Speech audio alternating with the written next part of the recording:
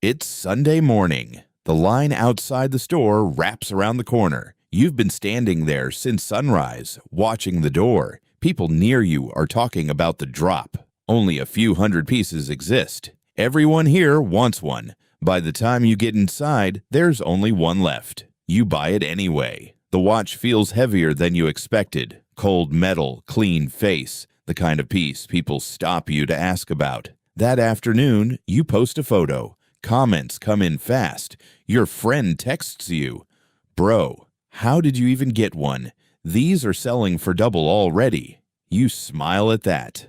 Double. You didn't buy it to wear it. You bought it because everyone wanted one, and things everyone wants only go up. That's the plan anyway. 3 weeks pass. You check the resale listing sometimes just to watch the number climb. It does, for a while. By the second month, the price has grown past what you paid.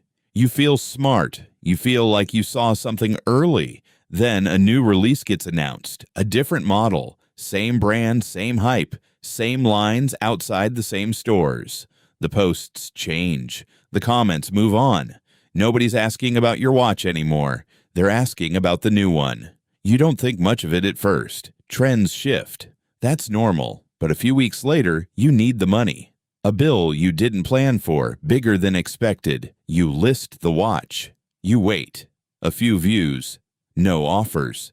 You lower the price. Still nothing. Banking payment. Due $1,240. Due in 3 days. The bill isn't waiting for the watch to sell. You lower the price again. This time, someone messages. Marketplace. New message. Would you take half of that? Half. You paid full price when everyone wanted it. Now half is the best offer you've had in 2 weeks. Here's the part that catches you off guard. The watch is the same. Same weight, same face, same metal. Nothing about it changed. What changed was who wanted it. When you bought it, demand was everywhere. A line at sunrise. A friend impressed by a text. A comment section full of attention. None of that was the watch's value. That was the crowd's attention borrowed for a season. And attention moves. It always moves. It found a newer release, a newer line, a newer thing to want. You're left holding what's left over. You end up selling it for less than half of what you paid. The money covers the bill, barely. That night, you look at the empty spot in the drawer where it used to sit. You think back to that Sunday morning, the line, the sunrise, the rush of getting the last one. It didn't feel like a risk. It felt like getting in early on something everyone else wanted too. But that was the risk.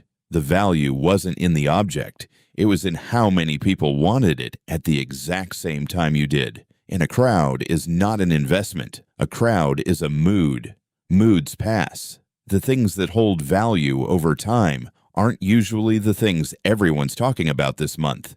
They're the things still useful, still needed, still wanted long after the posts stopped coming in. You didn't lose because the watch was worthless. You lost because you priced it based on noise, not on anything underneath the noise. That's the lesson that sits with you longer than the money does.